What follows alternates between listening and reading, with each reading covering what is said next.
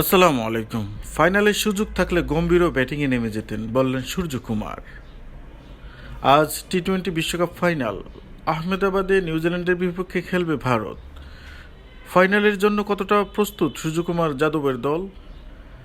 ভারত অধিনায়ক জানালেন, দলের আবহাওয়া এতটা ফুরফুরে আর চনমনে যে সুযোগ থাকলে প্রধান কোচ গৌতম গম্ভীর নিজেই ফেট ফেরে মাঠে নেমে পড়তেন। সেমিফাইনালে ইংল্যান্ডের 7 রানে হারিয়ে ফাইনালে উঠেছে ভারত। এই আহমেদাবাদই 2023 সালে ওয়ানডে বিশ্বকাপের ফাইনালে অস্ট্রেলিয়ার বিপক্ষে হেরেছিল ভারত। ঘরের মাঠে ভারত ফাইনালে জিতেছে একবারই 2011 সালে।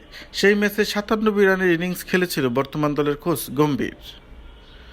গতকাল ফাইনাল পূর্ব সংবাদ সম্মেলনে গম্ভীরের ফাইনাল নিয়ে কৌশল সম্পর্কে জিজ্ঞাসা করলেন সূর্যকুমার। বললেন, সম্ভব হলে তিনি নিজেই ফেট ফেরে ব্যাটিংয়ে নেমে পড়তেন।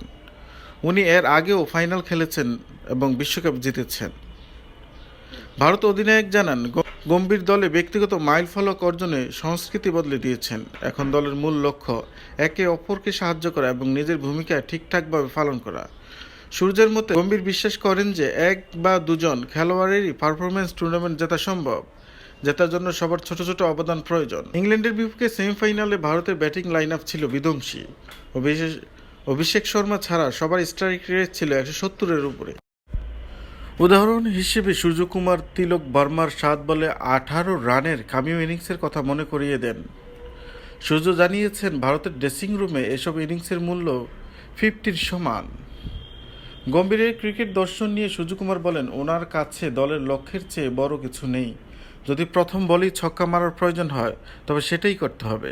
আবার পরিস্থিতির প্রয়োজনে নিজের স্বাভাবিক খেলা বদলে রক্ষণাত্মক হতে হলেও তাও করতে হবে। অধিনায়ক হিসেবে সূর্যকুমারের বড় কোনো টুর্নামেন্টের প্রথম ফাইনাল এটি। ভারত তাদের সর্বশেষ 2 ফাইনাল খেলেছে রোহিত শর্মার নেতৃত্বে। নিউজিল্যান্ডের বিপক্ষে শিরোপা নির্ধারণী ম্যাচটি সামনে রেখে কিছুটা স্নায়ুচাপে আছেন বলে স্বীকার করেন সূর্য।